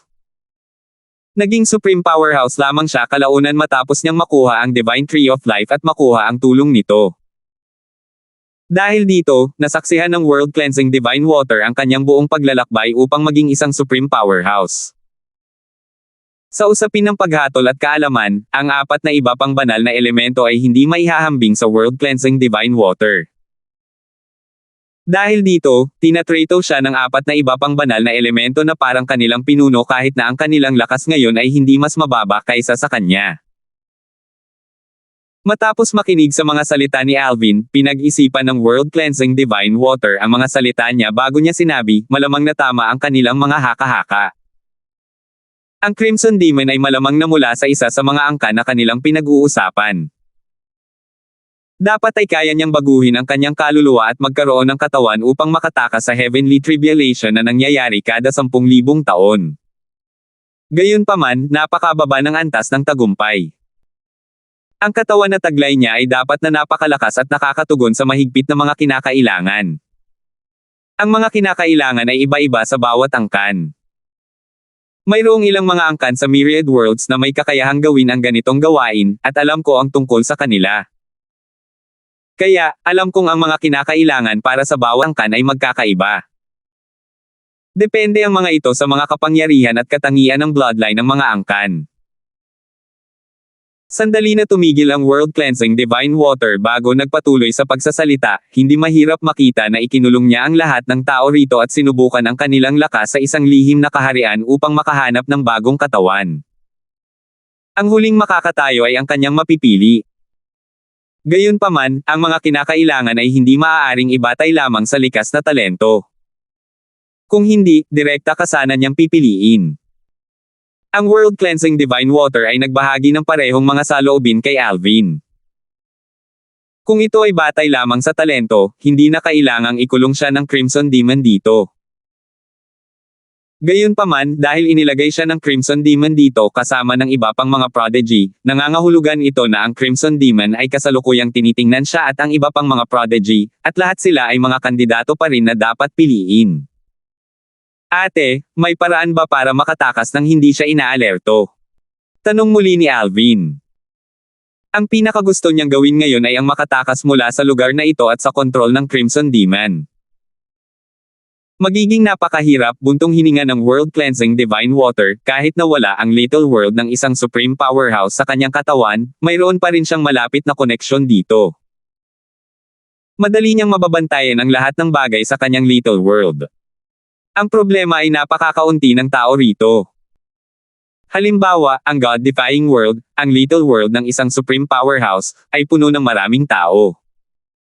Kaya naman, hindi kayang bantayan ng Supreme Powerhouse ang lahat. Sa kabaligtaran, sa kakaunting tao rito, magiging madali para sa Crimson Demon na bantayan ang lahat. Nang marinig ang mga salita ng World Cleansing Divine Water, ang kislap ng pag-asa na lumitaw sa puso ni Alvin ay mabilis na namatay. Bamulong siya, hindi talaga simple ang mga bagay-bagay. Gayunpaman, sinabi kong napakahirap nito, hindi imposible, sabi ng World Cleansing Divine Water, na muling nagpasigla sa pag-asa ni Alvin. Kung ito nga ang tunay na maliit na mundo ng Crimson Demon, tiyak na mayroong banal na puno ng buhay dito. Hindi tulad ng mga Supreme Powerhouse, karamihan sa mga tao ay walang banal na puno ng buhay sa kanilang maliliit na mundo. Sa kabaligtaran, lahat ng Supreme Powerhouse ay may banal na puno ng buhay sa kani-kanilang maliliit na mundo. Para sa mga Supreme Powerhouse na walang banal na puno ng buhay bago naging Supreme Powerhouse, kapag sila ay naging Supreme Powerhouse, ang binhi ng banal na puno ng buhay ay lilito sa kanilang maliliit na mundo. Ito ay sisibol mula sa lupa at lalago ng mabilis, sabi ng cleansing divine water. Sister Water, dahil nabanggit mo ang Divine Tree of Life, maaari kayang gusto mong puntiryahin ang kanyang Divine Tree of Life. Tanong ni Alvin na may pagtataka. Malabo niyang naririnig ang mga implikasyon sa likod ng mga salita ng World Cleansing Divine Water. Oo, sagot ng World Cleansing Divine Water, dapat nating simulan sa pag-target sa Divine Tree of Life sa kanyang maliit na mundo. Maaari lamang nating asahan na ang kanyang Divine Tree of Life ay hindi pa ganap na hinog. Kung hindi, magiging napakahirap para sa atin na targetin ito. Kung hinog na ito, maliban kung ito ay nasira, imposible para sa atin na targetin ito at lisanin ang lugar na ito. Pagkatapos, na parang may naalala lang siya, bumantong hininga ang World Cleansing Divine Water at sinabing, kung naghahanap siya ng bagong katawan dahil sa palagay niya ay hindi na siya makakaligtas sa susunod niyang heavenly tribulation, ibig sabihin ay matanda na siya at matagal na siyang may kapangyarihan. Nangangahulugan ito na imposibleng hindi pa naghihinog ang kanyang Divine Tree of Life. Umaasa na lang tayo na nasira ang kanyang Divine Tree of Life noong dumaan siya sa nakaraang heavenly tribulation. Kung mas nasira ang kanyang Divine Tree of Life, mas makakabuti ito para sa iyo. Kahit na noon, hindi pa rin ako lubos na kumpiyansa sa tagumpay ng planong ito. Kahit na malubha ang pinsala ng kanyang Divine Tree of Life, 50% lang ang pinakamaraming tagumpay mo. Bago siya mag-react, kailangan mo munang samantalahin ang pagkakataon at iwanan ang kanyang little world. Natahimik si Alvin nang marinig niya ang mga salitang ito. Maya-maya, nagningning ang kanyang mga mata sa determinasyon, at sinabi niya ng may pagngangalit, hindi naman masama ang 50% na tsansa. Mas mabuti na iyon kaysa sa wala talagang pagkakataon. Sister Water, sabihin mo sa akin kung ano ang susunod kong gagawin. 4,376. Dati, nawalan na ng pag-asa si Alvin na makatakas. Gayunpaman, walang dad ang muling binuhay ng mga salita ng World Cleansing Divine Water ang kanyang pag-asa. Sa ilalim ng normal na mga pangyayari, imposibleng makatakas si Alvin nang hindi napapansin ng Supreme Powerhouse na may maliit na mundo na kinaroroonan niya maliban na lang kung isa siyang Supreme Powerhouse. Hindi pa nga siya nakakarating sa kaharian ng mga advanced Supreme Gods, paano siya magiging Supreme Powerhouse ng ganito kabilis? Hindi niya kayang maghintay hanggang sa maging Supreme Powerhouse siya bago siya makatakas. Sa oras na iyon, sino ang nakakaalam kung sinapian na siya ng Crimson Demon? Hindi lang iyon, kundi pati na rin ang ikinamatay niya sa isa sa mga hamon sa lihim na kaharian na ginamit upang subukan ang lakas ng mga prodigy na nabihag ng Crimson Demon. Ang mga hamon sa mga lihim na kaharian na nilikha ng Crimson Demon para sa ating mga ikinulong niya ay malinaw na higit pa sa pagsubok lamang ng ating lakas, talento, at kakayahan sa pag-unawa. Alam na alam ito ni Alvin matapos makinig kay Richard at sa World Cleansing Divine Water. Sa sandaling ito, hindi na malungkot si Alvin tulad ng dati matapos makinig sa World Cleansing Divine Water. Isang mapanuyang ngiti ang sumilay sa kanyang mukha habang iniisip niya ang sarili, hindi ko inaasahan na makakaharap ako ng ganito kabilis na kalamidad pagkatapos kong makarating sa outer boundary. Kahit na sa ideya ni Sister Water, 50% lang ang tsansa kong mabuhay. Kalimutan mo na yan. Haharapin ko ito sa anumang darating. Susubukan kong pagbutihin ang aking lakas hanggat maaari. Kahit na maging isang advanced Supreme God ako ngayon, hindi pa rin ako makakalaban ng Crimson Demon. Gayunpaman, mapapataas nito ang aking tsansa na mabuhay kapag itinapon ako ng Crimson Demon sa isang lihim na kaharian. Ngunit muli, sino ang nakakaalam kung ang mga hamon ay sumusubok sa lakas ng isang tao? Sa anumang kaso, ang pagiging mas malakas ay magbibigay ng kalamangan sa karamihan ng mga sitwasyon.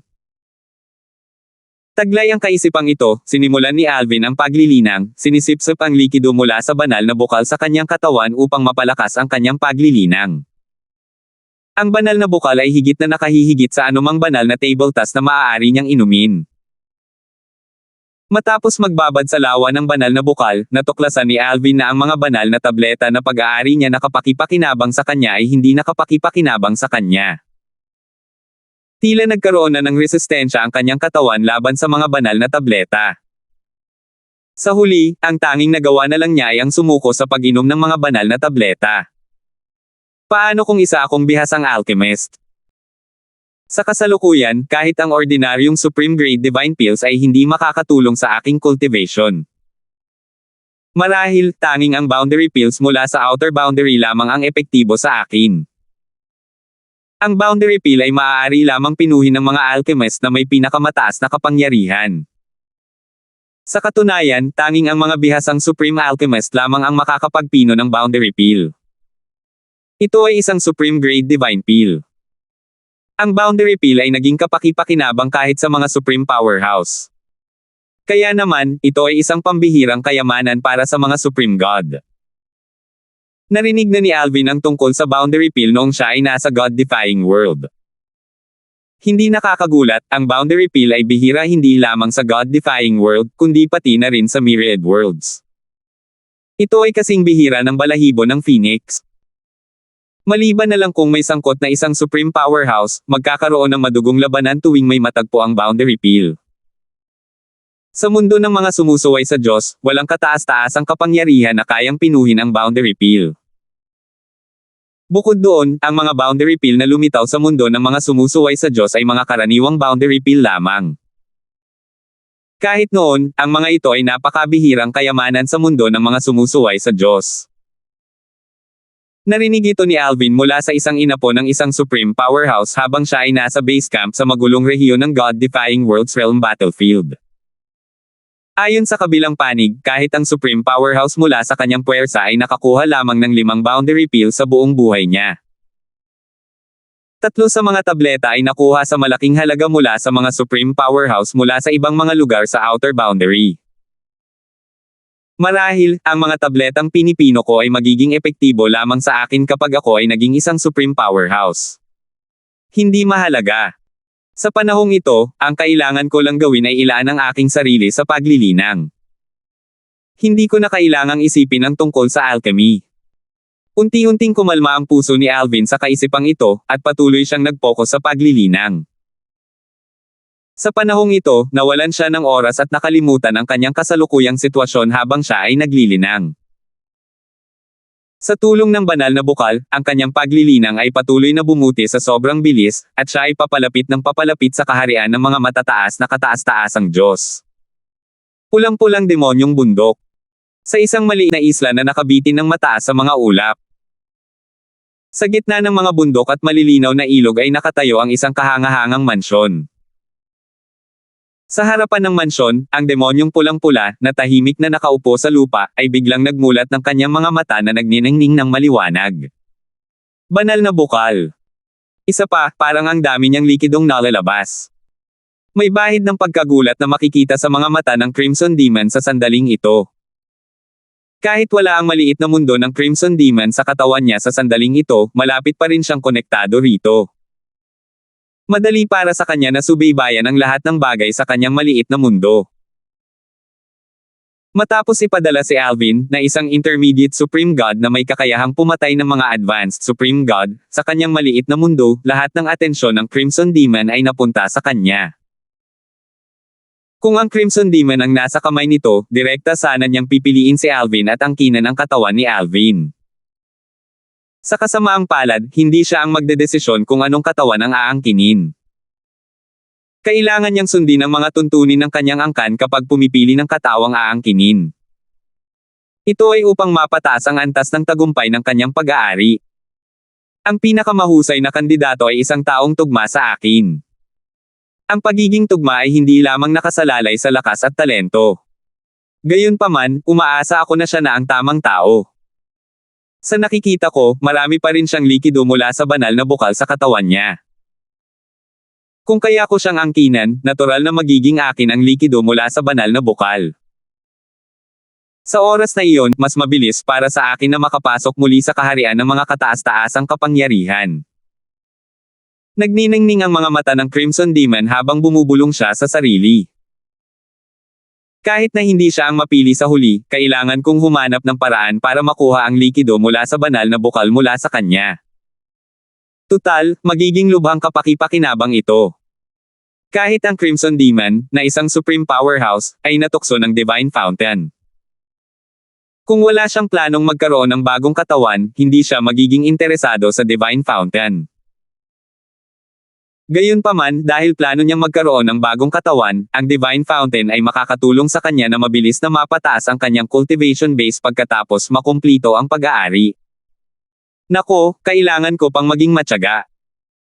Bagamat ang Crimson Demon ay isang supreme powerhouse, hindi pa rin niya kayang buksan ang spatial ring ng iba dahil karamihan sa mga spatial ring ay kusang masisira. Kung kikilos siya ng padalos-dalos at ang spatial ring ay kusang masisira, lahat ng nasa spatial ring ay mawawala sa kalawakan. Ang paghahanap ng isang bagay sa kalawakan ay parang paghahanap ng karayom sa tumpok ng dayami.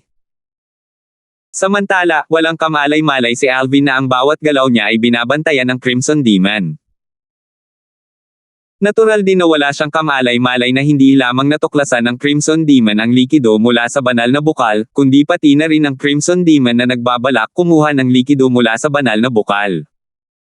4,377. Sa sobrang focus ni Alvin sa paglinang, tuluyan na niyang nalimutan ang oras. Hindi man lang niya ginamit ang kanyang banal na kamalayan para bantayan ang kanyang paligid.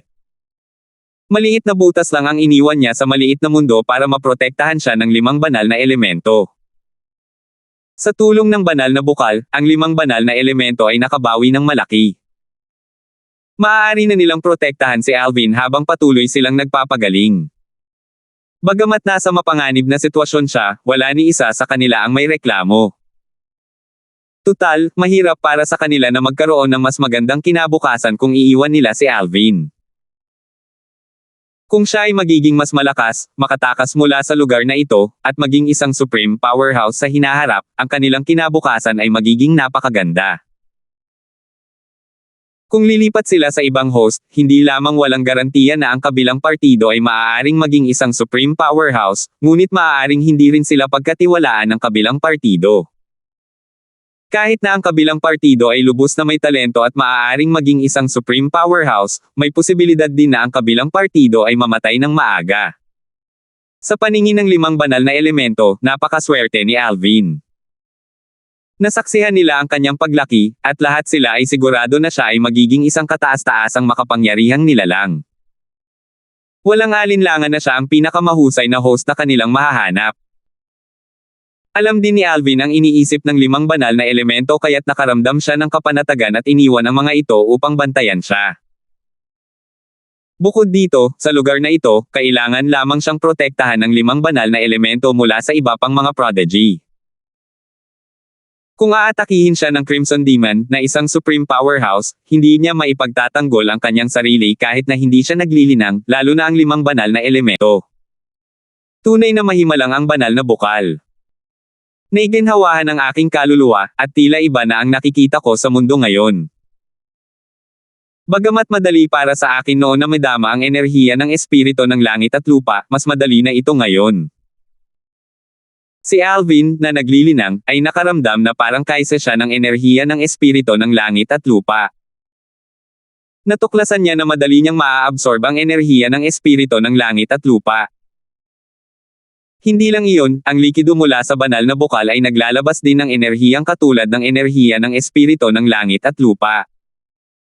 Habang lumalakas ang enerhiyang iyon, muling bumibilis ang kanyang paglinang. Habang nakatuon si Alvin sa paglilinang, bigla siyang nagising dahil sa isang boses na tila umalangaw-ngaw sa kanyang kaluluwa. Maghanda kayong lahat. Pagkatapos ng 3 buwan, papasok kayo sa isang lihim na kaharian. Pareho lang ito ng dati. Papatayin ko ang mga ayaw pumasok sa lihim na kaharian. Sana ay hindi kayo magkamali. Natural na nakilala ni Alvin ang boses na pumutol sa kanyang cultivation. Ito ang boses ng Crimson Demon, ang may-ari ng Crimson Demon Ridge na siyang nagpakulong sa kanya rito. Seryoso ang ekspresyon ni Alvin sa sandaling ito.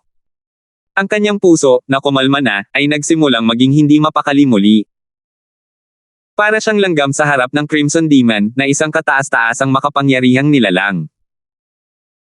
Kaya, paano niya nagawang tumanggi na pumasok sa lihim na kaharian kapag inutusan ng Crimson Demon? Hindi ko alam kung kailan ako magiging isang Supreme Powerhouse. Sa kasalukuyan, kahit na mahanap ko ang Supreme Powerhouse na iyon mula sa isang Soul Clan na sumanib kay Octavius, wala akong magagawa dahil wala akong laban sa kanya. Paano ko siya mapipilit na pakawalan ang kaluluwa ni Kelly? Nang maisip ito ni Alvin, nagningning ang kanyang mga mata sa determinasyon. Lalong tumindi ang kanyang pagnanais na lumakas. Matapos kumalma, nagpatuloy si Alvin sa paglilinang. Sa oras na ito, sa maliit na mundo ng demonyong pulang-pula. Ang ibang mga mahiwagang nilalang ay hindi kasing kalmado ni Alvin. Isang binata ang lumabas mula sa kanyang cultivation ground at sinalubong ang iba pang mga prodigy. Sinabi niya nang may mapait at walang magawang ngiti sa kanyang mukha, ang Crimson Demon ay magbubukas muli ng isa pang lihim na kaharian.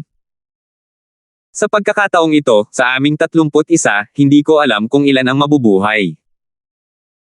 Hindi, 32 na tayo ngayon, sabi ng isa pang binata habang umiiling, 2 taon na ang nakalilipas, may dumating na bagong dating. Isa siyang intermediate Supreme God. Nakita lang siya noong una siyang lumitaw. Hindi ko na siya nakita simula noon. Medyo matyaga at kalmado siya. Oo nga. Sumangayon ang iba pang mga mahiwagang nilalang sa mga salitang ito. Maaaring kalmado siya dati, pero hindi ako sigurado kung makakapanatili siyang kalmado ngayon. Alam ko kung nasaan ang kanyang cultivation ground. Postahan tayo. Taya ko na lalabas siya agad. Hindi ako makikipagpusta sa'yo dito. Malaki ang posibilidad na matalo ako. Sa huli, isang binata lang ang tumaya. Mabilis din dumating ang resulta. Natalo ang taong nagpasimula ng taya. Kahit ilang araw matapos ang anunsyo ng Crimson Demon tungkol sa lihim na kaharian, walang nakakita kay Alvin na lumalabas mula sa kanyang cultivation ground. Kalmado talaga siya. Kahit natalo ang tao sa postahan, wala siyang anumang reklamo. Gayunpaman, hindi niya talaga inaasahan na ang isang baguhan na isa lamang intermediate Supreme God ay kayang mapanatili ang kanyang kahinahunan ng ganito katagal. Marami pa ring mga taong nasugatan mula sa kanilang huling pagbisita sa isang lihim na kaharian at hindi pa rin gumagaling. Kaya naman, nang malaman nilang kailangan nilang pumasok sa isa pang lihim na kaharian sa loob ng 3 buwan, nanlumos sila. Walang duda na ang kanilang paglalakbay sa lihim na kaharian ay magiging mas mapanganib ngayon na sila ay nasugatan. Sa oras na ito, si Richard, ang taong pinakakilala ni Alvin sa lugar na ito, ay lumabas ng kanyang cultivation ground na may malungkot na ekspresyon sa kanyang mukha. Hindi ko inaasahan na magbubukas siya ulit ng isang lihim na kaharian ng ganito kaga. Ang huling pagkakataon na nagbukas siya ng isang lihim na kaharian ay 9 na taon na ang nakalilipas. Noong walang mga bagong dating, minsan lang siya magbubukas ng isang lihim na kaharian kada 20 taon.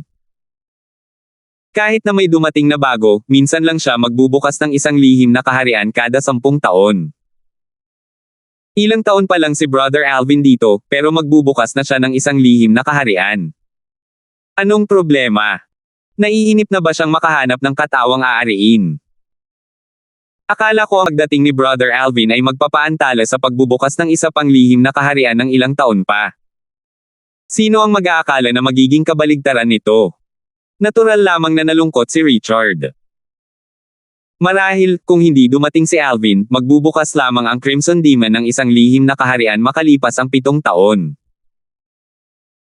Batay sa mga nakaraang gawi, sa halip na minsan kada 20 taon, ang Crimson Demon ay magbubukas ng isang lihim na kaharian minsan kada 10 taon. Akala ni Richard ay magkakaroon pa siya ng mas maraming oras para gamutin ang kanyang mga sugat bago muling magbukas ang lihim na kaharian. Hindi niya inaasahan na ito ay maipapakita. Tiyak na mamamatay ako sa lihim na kaharian sa pagkakataong ito, naisip ni Richard sa sarili, habang nag-aalala. Richard. Sa sandaling ito, habang nalulumbay pa rin si Richard, isang binata na may madilim na ekspresyon sa mukha ang lumipad mula sa malayo at nagtanong, gaano karami sa mga pinsala mo ang gumaling? Tumingin si Richard sa binata at umiling. Kumusta ka naman? Katulad ni Richard, ang binata ay malubhang nasugatan noong huling paglalakbay sa lihim na kaharian. Malungkot ang ekspresyon ng binata habang sinasabi niya sa malalim na boses, mga 60% hanggang 70% pa lang ng mga pinsala ko ang na-recover ko. Kung magbubukas ang Secret Realm gaya ng dati, sigurado akong tuluyan ko nang gagaling ang mga pinsala ko noong mga oras na iyon. Hindi ko talaga inaasahan na magbubukas ang Crimson Demon ng Secret Realm ng mas maaga sa schedule. Kasalanan ng baguhang iyon. Malinaw na nandidiri ang binata kay Alvin. Uming si Richard at sinabing, hindi mo masasabi yan. Maaaring wala itong kinalaman sa kanya. Kahit na talagang may kinalaman ito sa kanya, desisyon pa rin ito ng Crimson Demon. Bukod pa rito, hindi pa natin sigurado. Marahil, matagal ng plano ng Crimson Demon na buksan ang lihim na kaharian ng maaga. Ibang-iba ang ugali ni Richard sa binata. Sumulyap ang binata kay Richard at walang tonong sinabi, Richard, may narinig akong nagsasabi na medyo malapit ka sa bagong dating. Hindi ko inaasahan na kakampihan mo siya kahit na sandali pa lang namin siyang kilala. Kahit ano pa man, naiinis na ako. Kasalanan niya ang lahat ng ito. Sa katunayan, mauunawaan naman kung bakit sinisi ng binata si Alvin. Tutal, bago pa man dumating si Alvin, magbubukas ang lihim na kaharian sa tamang oras. Pagkatapos dumating si Alvin, inilipat ang schedule. Paano nangyaring may ganitong pagkakataon? Tulad ng sinabi ko kanina, maaaring wala itong kinalaman sa kanya, sabi ni Richard nang may ngiting walang magawa, marahil, ang Crimson Demon ay naiinip na makahanap ng angkop na katawan na maaari niyang ariin. Kakaiba nga ang tiyempo. Sa anumang kaso, bago siya dumating, ang sitwasyon sa mga lihim na kaharian ay lalong lumala. Parami ng parami ang mga namamatay sa bawat pagkakataon. Hindi mo ba iniisip na normal iyon, tama? Noong nakaraan, ang bilang ng mga taong namatay sa mga lihim na kaharian ay halos pareho. Gayunpaman, ang bilang ay tumataas at mahigit doble. Bagamat may katuturan ang mga sinabi ni Richard, malinaw na ayaw makinig ng binata sa mga sinasabi niya. Pagkasabi ni Richard, kumunat ang noo niya at umalis pagkatapos ng pagngutya. Bumantong hininga si Richard habang pinapanood ang pag-alis ng binata. Nagniningning ang kanyang mga mata sa kawalan ng pag-asa habang bumubulong, mukhang hindi na ako makakabalik muli sa angkan sa buhay na ito. Hindi ko talaga inaasahan na matatapos ang aking paglalakbay ng ganito kabilis. Kung maibabalik ko lang sana ang panahon, hindi ko na sana iniwan ang angkan. Sa panahong ito, maraming tao sa maliit na mundo ng Crimson Demon ang nawawalan ng pag-asa tulad ni Richard. Gayunpaman, nagtipon sila pagkaraan ng ilang sandali at naghanda upang pumasok sa lihim na kaharian na magbubukas sa loob ng 3 buwan. 4,378. Kung nasa outer boundary lang iyon, malamang tuwang-tuwa ang karamihan kapag nabigyan ng pagkakataong makapasok sa isang lihim na kaharian. Tutal, may mga hindi inaasahang engkwentro naman sa mga lihim na kaharian. Maraming mga supreme powerhouse at cultivator na hindi kabilang sa anumang sekta o clan ang kadalasang nag-iiwan ng mahahalagang kayamanan at pamana sa mga lihim na kaharian na kanilang inihanda bago ang kanilang kamatayan. Ang mga lihim na kaharian na ito ay iniiwan sa mga taong nakatadhana upang matuklasan ang mga ito. Sa kasaysayan ng Myriad Worlds, maraming supreme powerhouse ang umangat sa tuktok sa pamamagitan ng mga engkwentrong ito. Gayunpaman, mayroon ding mga malisyosong makapangyarihang nilalang na nag-iwan ng nakamamatay na lihim na kaharian para sa mga kawawang tao na natagpuan lamang ang mga ito para manggulo sa mga susunod na henerasyon. Karamihan sa mga tao, kahit ang pinakauhaw sa dugo, ay may balak na saktan ang susunod na henerasyon. Gaano man sila kasama, umaasa pa rin silang may magmamana ng kanilang mga pamana. Isa rin itong paraan upang makamit ang kapayapaan bago sila mamatay. Dahil sa lahat ng mga kadahilanang ito, karamihan sa mga tao ay matutuwa sa pagkakataong makapasok sa isang lihim na kaharian sa outer boundary. Sa kabaligtaran, ang mga mahiwagang nilalang na ikinulong ng Crimson Demon ay nawalan ng pag-asa sa pag-iisip na makapasok sa isang lihim na kaharian. Tutal, ang lihim na kaharian na binuksan ng Crimson Demon ay walang anumang kayamanan o di inaasahang engkwentro at puno lamang ng mga hamon. Kung hindi nila malalampasan ang mga hamon, sila ay malubhang masasaktan, at sa pinakamasamang sitwasyon, sila ay mamamatay. Walang mga kalamangan at tanging mga disbentaha ang pagpasok sa lihim na kaharian. Sino ang handang pumasok sa ganoong lihim na kaharian? Sayang, gaano man sila nag-aatubili, maaari lamang silang sumunod at pumasok sa lihim na kaharian.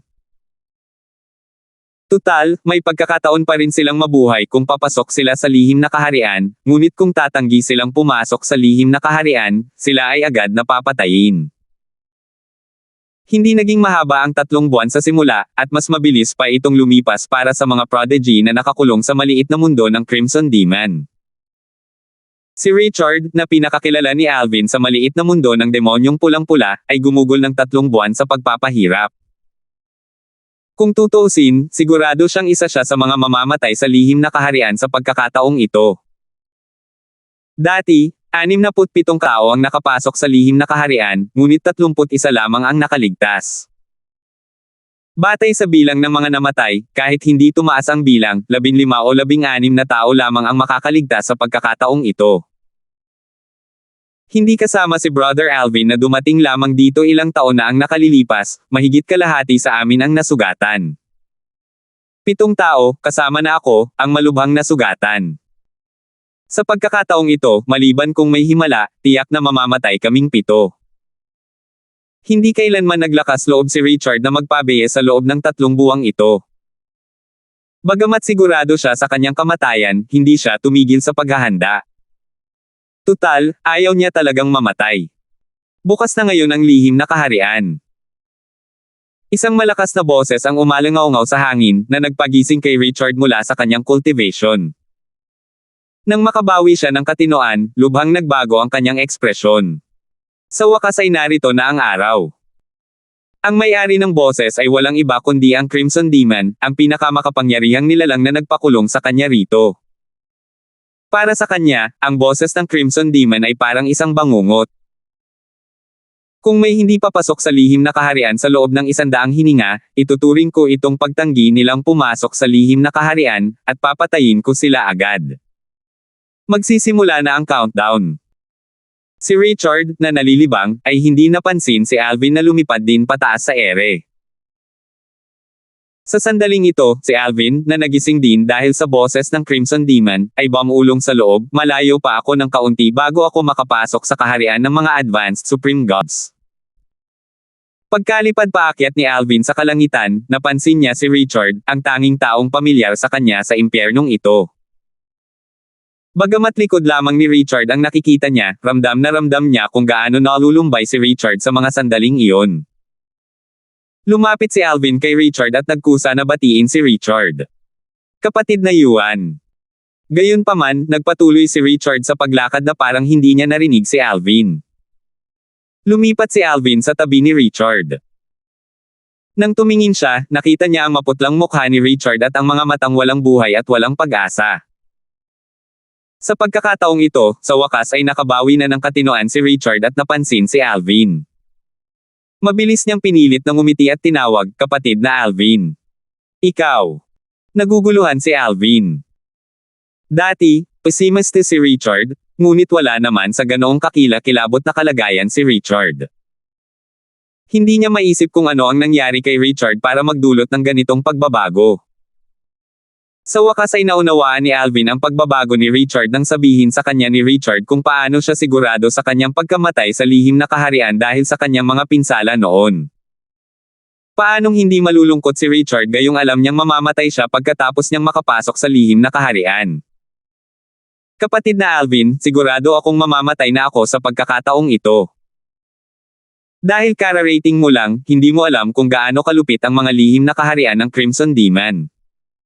Makikita mo mismo pagkatapos nito. Huwag kang maging pabaya. Marami na akong nakitang mga prodigy na unang beses na pumasok sa lihim na kaharian, na namatay, sabi ni Richard nang may buntong hininga at walang pag-asa sa kanyang mukha. Alam ko, sagot ni Alvin habang bumubuntong hininga. Hindi niya alam kung paano aaliwin si Richard. Kahit ano pa ang sabihin niya, mahirap patahimikin si Richard. Bukod dito, mas pamilyar si Richard sa sitwasyon sa lihim na kaharian kumpara sa kanya. Isa lamang siyang baguhan, kung tutusin. Matapos maglakbay kasama si Richard ng ilang sandali, nakakita si Alvin ng maraming tao na lumilipad mula sa iba't ibang direksyon. Lahat sila ay naglakbay sa iisang direksyon, at mayroong isang malaking vortex sa unahan na parang mga bibig ng isang higanteng halimaw. Isang grupo ng mga tao ang nakatayo sa labas ng vortex, hindi ng ahas na sumugod papasok. Iyan ang pasukan patungo sa lihim na kaharian. Hindi dumating ng maaga o huli sina Alvin at Richard. Pagdating nila, may 20 tao na ang nagtitipon doon. Hindi nagtagal pagkatapos noon, may 12 iba pang tao ang dumating. Nilaibot ni Alvin ang kanyang tingin sa lahat at nakita ang ilang pamilyar na mukha. Sila ang mga taong nakita niya noong una siyang dumating at ang mga taong ipinakilala sa kanya ni Richard. Bagamat nagtitipon ang lahat sa iisang lugar, hindi sila nagbatian. Namumutla ang kanilang mga mukha, at malungkot ang kanilang mga ekspresyon. Ang ilan sa kanila ay nawawalan ng pag-asa tulad ni Richard, at ang kanilang mga mata, katulad ng kay Richard, ay walang pag-asa. Alam ni Alvin na ang mga taong ito ay tiyak na nasugatan din tulad ni Richard noong nakaraang paglalakbay nila sa lihim na kaharian.